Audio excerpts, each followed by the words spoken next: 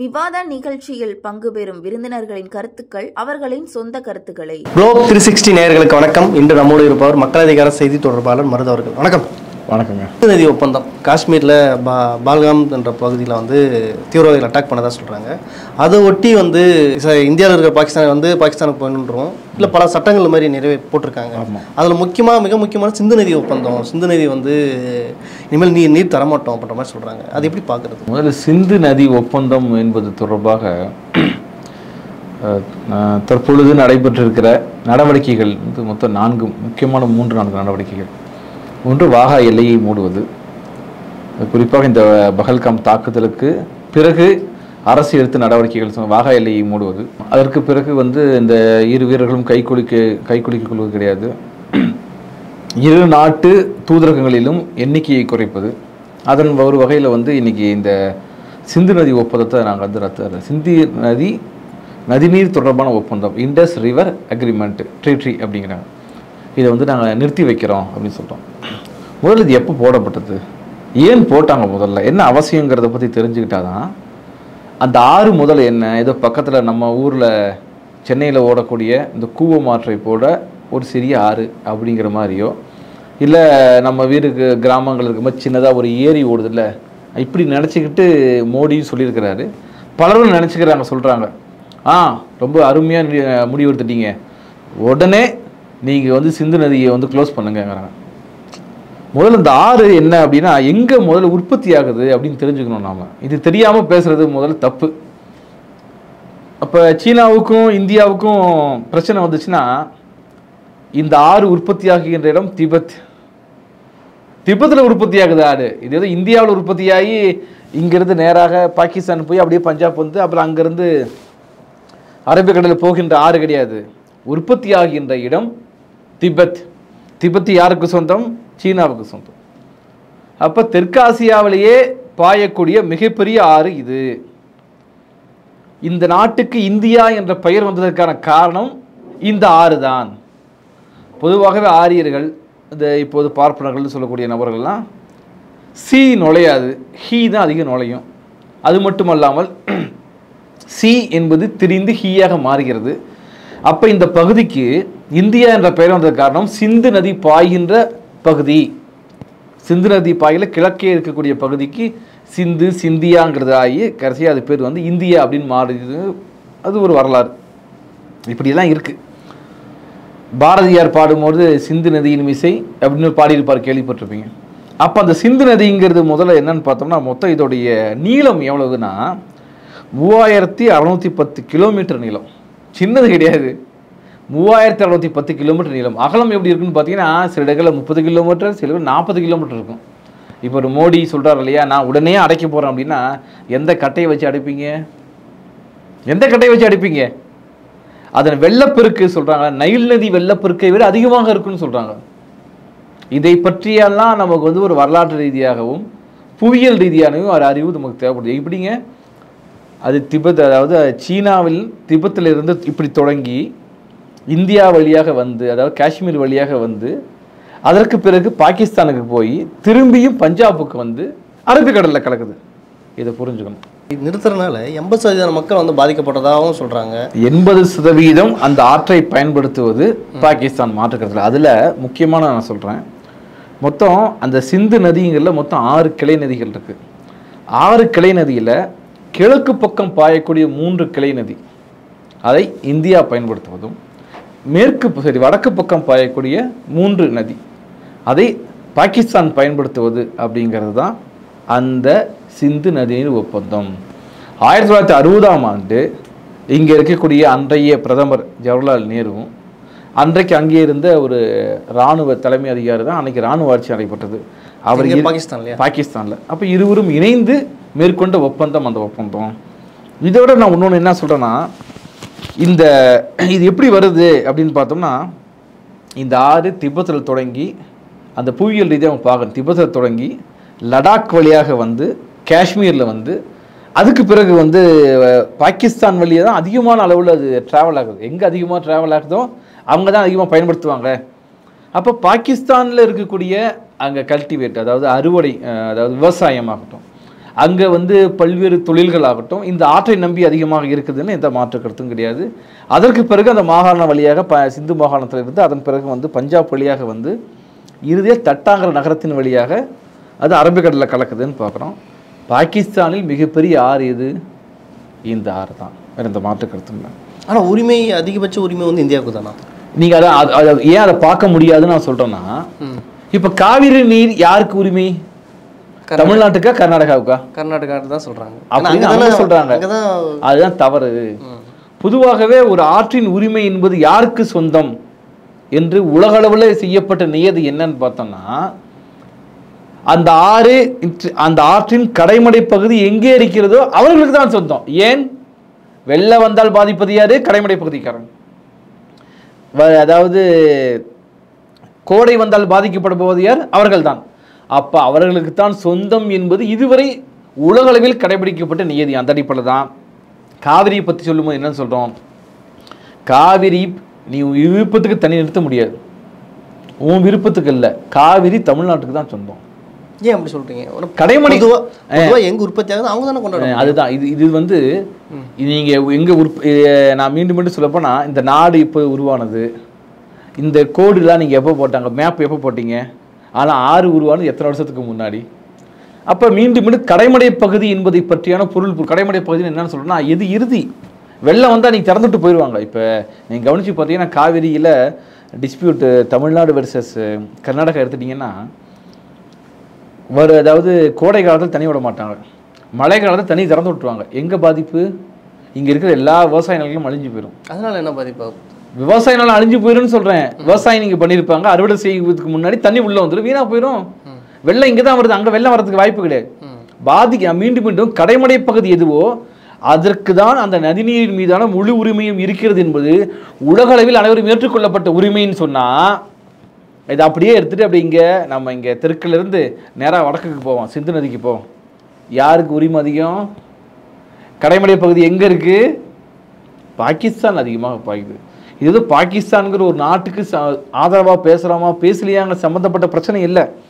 நான் மீண்டும் மீண்டும் சொல்கிறேன், ஒட்டுமொத்த வடிகால் பகுதி எவ்வளோன்னு பார்த்தீங்கன்னா 1,11,65,000 கிலோமீட்டர் வடிகால் பகுதி மட்டுமே அவ்வளோ தூரம் இருக்குது. அதான் மீண்டும் மீண்டும் சொல்லப்போனால், அதான் நான் சொன்னேன் பார்த்தீங்களா உங்ககிட்ட, நைல் நதியோடைய வெள்ளத்தை பற்றி உலகளவில் பல பேர் எழுதியிருக்காங்க. அது பிறகு 2 மடங்கு இது வெள்ளம் வந்து இருக்குது. இப்போ டைக்ரீஸ்னு ஒரு ஆடை கேள்விப்பட்டிருப்பீங்க ஐரோப்பாவில், யூப்ரடிஸ்ன்னு கேள்விப்பட்டிருப்பீங்க. இதை விட அதில் வரக்கூடிய ஆற்றின் தண்ணீரை விட 3 மடங்கு அதிகமாக தண்ணீர் வருது. உலகத்திலேயே ஆறுகளோட அளவு இருக்கு இல்லையா, மிகப்பெரிய ஆறுன்னு பார்த்தா 21வது ஆறாக இருக்குது. அதான் நான் சொல்ல, மொத்தம் கிளை ஆறுகள் மொத்தம் 6, 3 கிழக்கு நோக்கி இந்தியாவை நோக்கி பாய்கிறது. அது எங்கெங்க பாயுது? அது வந்து பார்த்தோம்னா வந்து இந்த பக்கம் ஃபுல்லாக வந்து இந்த பக்கம் வரைக்கும் வரும். எங்கன்னா வந்து பிரம்மபுத்திரா வரைக்குமே வரும். நான் கேட்கக்கூடிய பிரச்சனையை மீண்டும் உள்ளே வருவோமே, இது குறிப்பாக இந்த சிந்து இது விஷயத்தை பொறுத்த வரைக்கும், இதன் கிளையாறுகள் என்னன்னு பார்த்தோம்னா ஜீலம், ரவி, பியாஸ், சட்லஜ் இப்படி ஒன்று இருக்குது. இதெல்லாம் கிழக்கு நோக்கி பாய்வது. வலது பக்கமாக பாய்வது வந்து ஷிக், கில்கிட், காபூல், கோமல், குராம் இதெல்லாம் பாயுது. இதெல்லாம் வலது பக்கம். இதுதான் வந்து எதுக்குள்ளே போகிறதுனா இந்த பாகிஸ்தானுக்குள்ளே போகிறதா இருக்கும். இதெல்லாம் எங்கேருந்து வருது, எப்படி வருது அப்படின்னா, பனிமலை உருகி வருகிறது. நீங்கள் என்ன தான் அணையை போட்டாலும், என்ன தான் நீங்கள் பில்டிங் கட்டினாலும், இல்லை பீரங்கியை போட்டாலும், என் மோடியே தன்னுடைய 56 மார்பு இன்ச்சை வைத்து கொண்டு நடுவில் படுத்து கொண்டாலும் கூட பனி அதிகமாக உருகும் பொழுது நீங்கள் தடுக்க முடியாது. இப்போ அவர் சொல்கிறார் இல்லைங்களா, நாங்கள் நிறுத்திடுவோம் அப்படின்னா, இது ஒரு பட்டனை தட்டி அதன் மூலமாக மொத்தமாக க்ளோஸ் பண்ணுற அளவுக்கு இல்லை. நான் சொன்ன பாருங்கள், சில இடங்களில் 40 கிலோமீட்டர், சில இடங்களில் 30 கிலோமீட்டருக்கு மேலே அகலம் மட்டுமே இருக்குது. அப்போ நீங்கள் இப்போ முயற்சி பண்ணி கிட்டத்தட்ட 25-30 ஆண்டுகள் நீங்கள் முயற்சி செய்து பல அணைகளை கட்டினால்தான் தண்ணீர் வராமல் தடுக்க முடியும். அப்படியே நீங்கள் செஞ்சாலும் கூட தண்ணி போக விடாமல் செய்ய முடியுமா அப்படின்னா இன்னொரு பிரச்சனையை படிச்சுக்கிட்டோம். இந்த ஒப்பந்தம் 2 நாடுகள் மட்டும் தனியாக போட்டுக்கிட்டாங்களா? இப்போ நீங்கள் நான் பேசுகிறோம்ல, இப்படி பேசுவதை போல 2 பேர் தனியாக உட்கார்ந்து போடப்பட்ட ஒப்பந்தமா? இந்தியாவும் பாகிஸ்தானும் யார் முன்னிலையில் ஒப்பந்தத்தில் கையெழுத்து போட்டன? உலக வர்த்தக கழகம் WTO முன்பு இந்த ஒப்பந்தத்தில் கையெழுத்து போட்டன. அப்போ பாகிஸ்தான் என்ன செய்வாங்க? படுத்து இந்த வழக்கை யாரிடம் கொண்டு செல்வார்கள்? WTO எடுத்துகிட்டு போவாங்க. நீங்கள் இதை பற்றி பேசுங்க. அப்போ உலகம் முழுக்க இது போன்ற எல்லா ஒப்பந்தங்களும் ரத்து செஞ்சிடலாமா என்ற கேள்விக்கு யார் பதில் சொல்வது? இது போல பல ஒப்பந்தம் போட்டிருப்பாங்கல்ல. இப்போ சிம்லா ஒப்பந்தத்தை நாங்கள் ரத்து பண்ணுறோன்னு அவங்க அறிவிச்சிருக்கிறாங்க. வான்வெளியில் பறக்கக்கூடாது.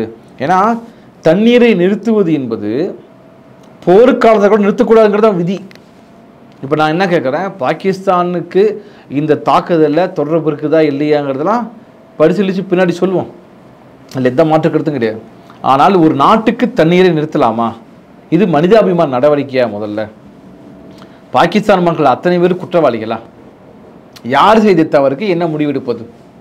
அப்படி ஒரு முடிவெடுத்தால் சீனாவுக்கும் இந்தியாவுக்கும் ஒரு முரண்பாடு ஏற்படும் பொழுது பிரம்மபுத்திரா நதி என்பது எங்கே தொடங்குகிறது? இந்தியாவில் மிக முக்கியமான நதி பிரம்மபுத்திரா, கேள்விப்பட்டிருப்பீங்க.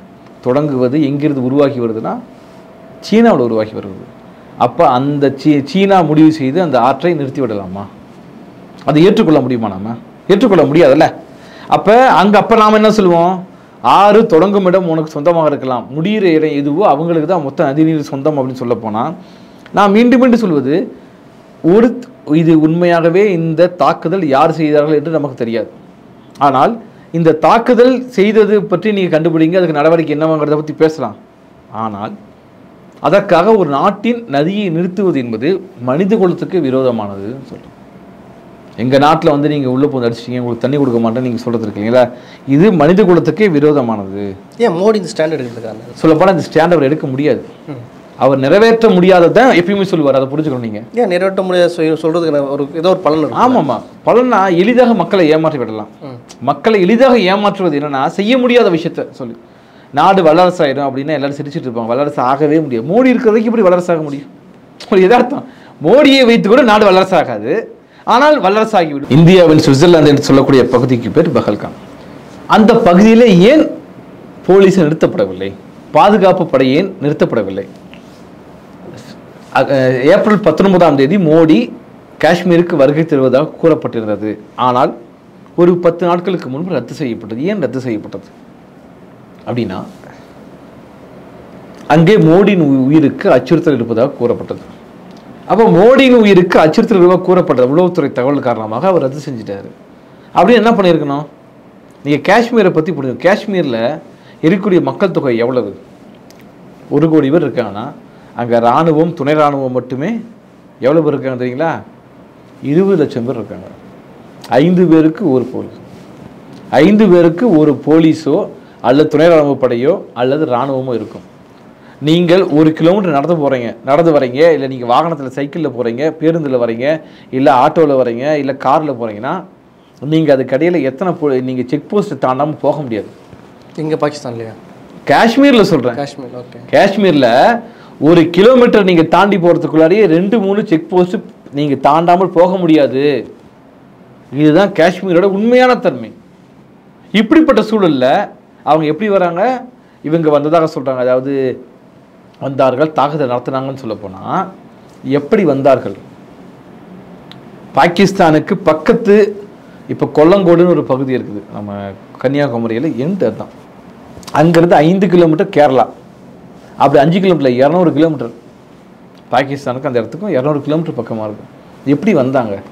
உடனே சொல்கிறார் அமித்ஷாவும் இங்கே மோடி என்ன சொல்கிறாங்கன்னா, நாங்கள் எதை கட் பண்ண போகிறோம்? விசாவை கட் பண்ண போகிறோம். அப்போ விசா வாங்கிட்டு வந்தாங்களா?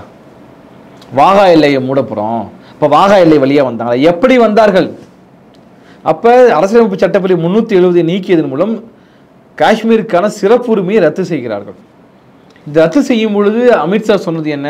பாலாறும் தேனாறும் ஓடும், சொர்க்கபுரியாக மாறும், போராட்டம் நடக்காதுன்னு சொன்னாங்க. ஆனால் அதற்கு பிறகு பயங்கரவாத தாக்குதல் நடைபெற்று கொண்டே இருக்கிறது. இப்போ நம்முடைய கேள்வி என்ன அடுத்து அப்படின்னா, இதற்கு யார் காரணம் என்று யார் பதில் சொல்லணும்? யார் காரணம்? நான் கண்டிக்கிறேன், நீங்களும் நானும் பேசலாம். மக்கள் அதிகார கழகம் என்ன சொல்றது? கண்டனம் தெரிவிக்கிறோம், இறந்து போனவர்களுக்கு இரங்கல் தெரிவிக்கிறோம். இதை செய்வதற்கு சொல்வதற்கும் மோடிக்கு அருகதை இல்லை. ஏன்? நீங்கள் தான் இந்த நாட்டின் பிரதமர். அங்கே உள்துறை பொறுப்பு யாரிடம் இருக்கிறது? கடந்த 20 நாட்களுக்கு முன்பு அமித்ஷா அங்கு ஒரு ஆய்வுக் கூட்டம் நடத்துகிறார்.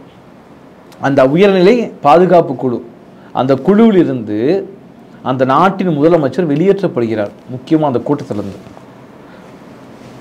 ஒரு முதல்வரை வெளியேற்றி விட்டு இவர்கள் பாதுகாப்பு குழு கூட்டம் கூட்டுறாங்க. இப்படி கூட்டின கூட்டத்தில் எப்படி அங்கே பாதுகாப்பு குறைபாடு நடைபெற்றது? இப்போ மும்பை தாக்குதல் நடைபெற்றுச்சு தெரியுமா உங்களுக்கு? தாஜில் நடந்துச்சு, தாஜ் கோரமண்டலில்.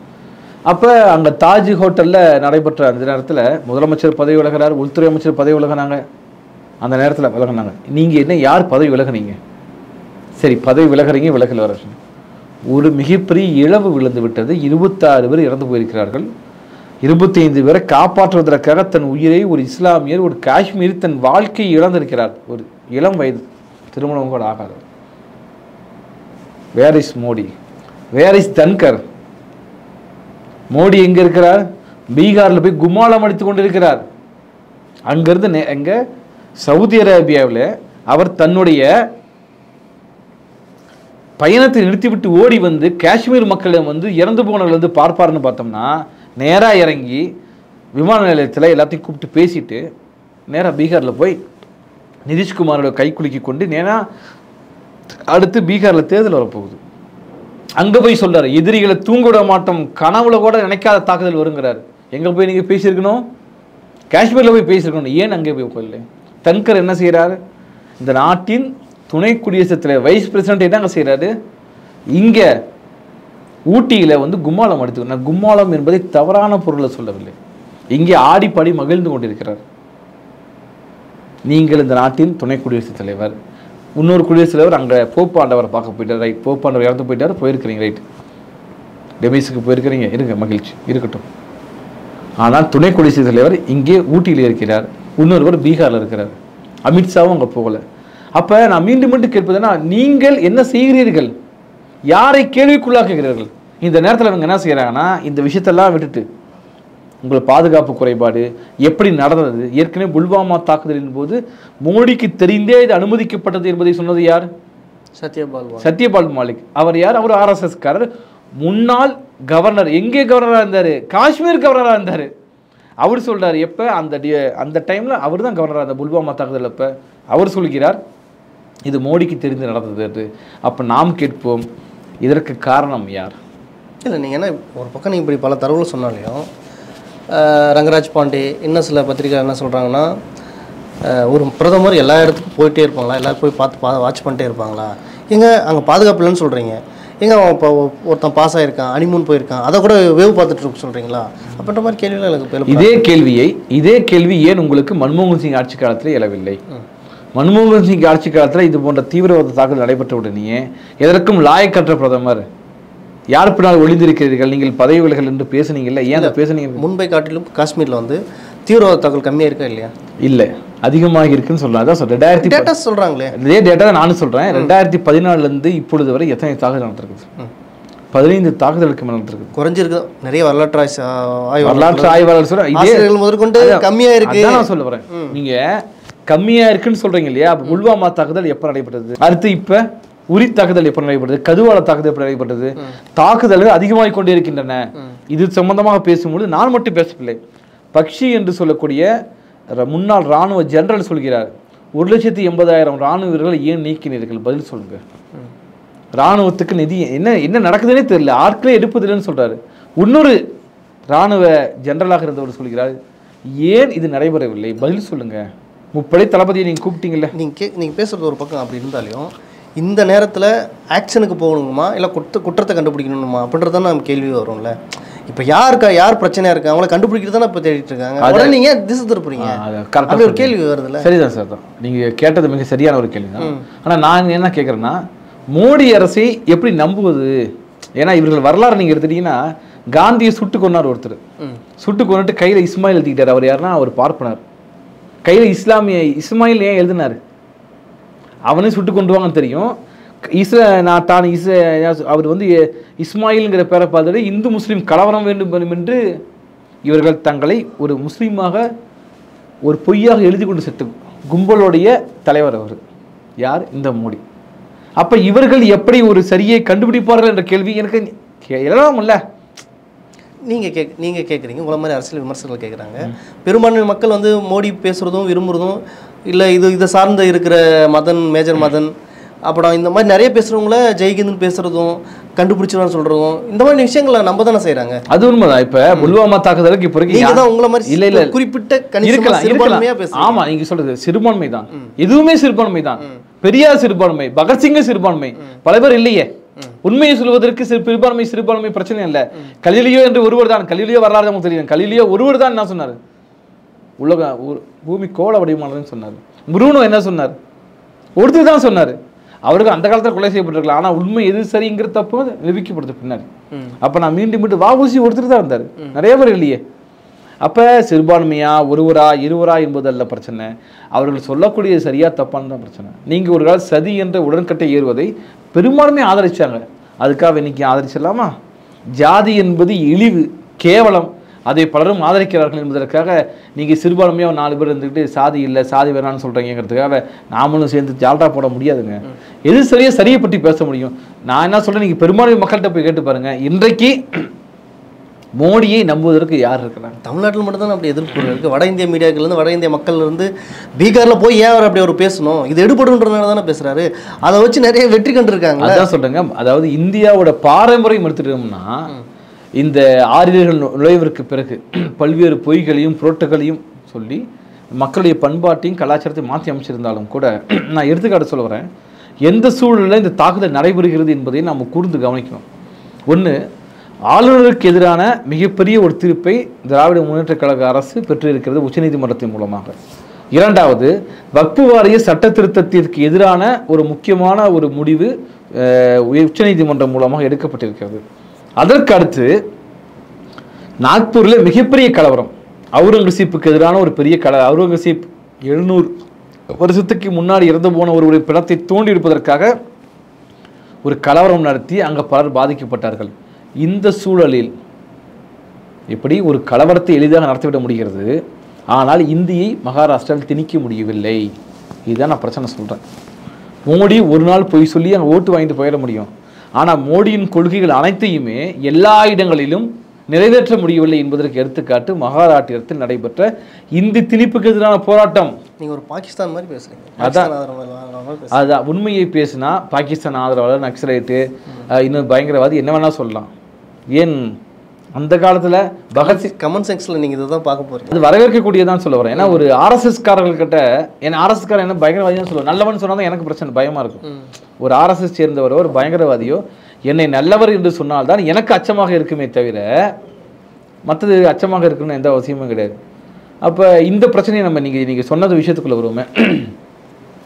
அப்போ மகாராஷ்டிரத்தில் என்ன ஒரு பிரச்சனை வருதுன்னு பார்த்தோம்னா இந்தியை திணிக்க முடியவில்லை. இப்படிப்பட்ட சூழலில் தான் இந்த தாக்குதல் நடைபெறுகிறது. அப்போ அந்த தாக்குதலில் வந்து நீங்கள் சொன்ன மாதிரி இதை நம்ம கேள்வி கேட்க வேண்டிய ஒரு அவசியம் இருக்குதுன்னு நான் சொல்ல வரேன். ஏன் இது தாக்குதல் நடைபெற்றது, இதுக்கு காரணம் யார்? நான் சொல்கிறேன்னா இதில் பாகிஸ்தான் ஊடுருவல் காரணமாக தான் இந்த தாக்குதல் நடைபெற்றதுன்னு சொல்ல போனால் இதற்கு பொறுப்பேற்க வேண்டியது யார்? கிரெடிபிலிட்டி யாருங்க? பொறுப்பு யாருக்குமே கிடையாதா?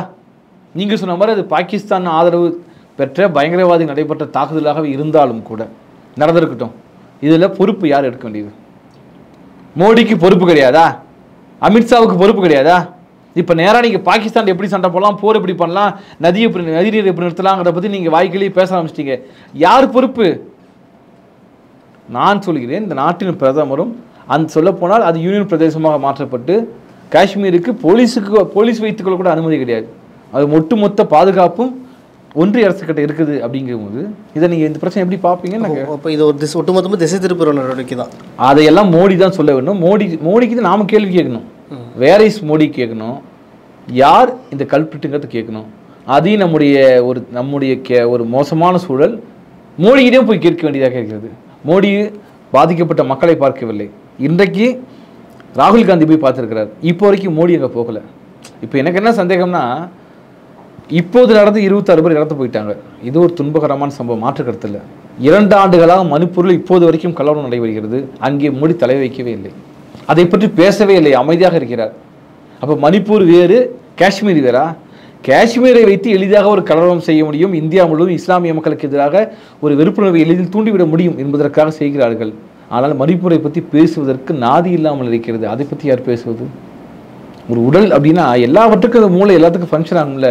ஒரு பக்கம் மட்டும் செயல்பட்டா இன்னொரு பக்கம் செயல்படாது. அதுக்கு பேர் என்னங்க? பக்கவாதம் தானே. அப்போ அப்படிப்பட்ட சூழ்நிலை இருக்குல்ல. இப்போ இந்த மோடியை எப்படி நம்புவது என்பது நான் மீண்டும் மீண்டும் கேள்வி என்னன்னா, ஏன் மோடியை பற்றி நான் பேசுறேன்னா, பிரக்யா சிங் தாக்கூர் யார், மாலேகான் குண்டுவெடிப்பு நடத்தினது யார், அஜ்மீர் தர்கா குண்டுவெடிப்பு நடத்தியது இந்த ஆர்எஸ்எஸ் காரர்கள் தானே, இந்த பிஜேபி காரர்கள் தானே, இதெல்லாம் உண்மையாகவே கண்டுபிடிக்கப்பட்ட விஷயம் தானே. இப்போ பிரக்யா சிங் தாக்கூர் மீது நேற்றைய தினம் என்ஐஏ நீதிமன்றத்தில் என்ன அரசு தாக்கல் பண்ணியிருக்கிறாங்க, பிரக்யா சிங் தாக்கூருக்கு மரண தண்டனை கொடுக்கணும்னு தீர்மானம் வைத்து எழுதி கொடுத்துருக்காங்க. ஆர்கியூமெண்ட், ரிட்டன் ஆர்கியூமெண்ட்டில் மரண தண்டனை கொடுக்க வேண்டும் என்று எழுதி கொடுத்துருக்காங்க. இப்படிப்பட்ட நபர் பிஜேபியோட தலைவர், ஆர்எஸ்எஸ் முக்கிய தலைவர். இவர்கள் நடத்தக்கூடிய ஒரு ஆட்சியில் இவர்கள் என்ன வேண்டுமானாலும் செய்வார்கள், நமக்கு சொல்ல முடியுமா? ஒரு சின்ன எடுத்துக்காட்டு சொல்கிறேன். தஞ்சாவூரில் ஒரு மாணவி இறந்து போயிட்டாங்க. உடனே மத மாற்றத்துக்காக தான் மாணவி இறந்துட்டாங்கன்னு பாவம் அந்த வயசான சிஸ்டர் கொண்டு போய் ஜெயிலில் போட்டு 4-5 மாதம் கழிச்சு வெளியே வந்தாங்க. சிபிஐ எல்லா வகையிலும் முகர்ந்து பார்த்து விட்டு இது மத மாற்றமே இல்லை, சம்மந்தம் இல்லைன்னு சொல்லிட்டு போயிட்டாங்க. ஆனால் அதை வைத்து ஒரு கலவரம் நடத்த முயற்சி செய்தார்களா இல்லையா? ஆக இவர்களை நம்ப முடியாது, மக்கள் தான் கண்டுபிடிக்க வேண்டும். ஆகவே மக்கள் அறிக்கைக்கு யாரிடம் கேள்வி எழுப்ப வேண்டும், மோடியிடம் கேட்கணும். எங்கே போனீங்க, என்ன பண்ணிட்டு இருக்கிறீங்க, இந்த தாக்குதலுக்கு யார் காரணம், நீங்கள் பதில் சொல்லுங்கன்னு கேட்கணும். காஷ்மீர் பற்றி பல்வேறு அரசியல் கோணங்களில் எடுத்து வச்சிங்க. மற்றொரு நேர்காணல் சந்திப்போம். நன்றி. வணக்கம்.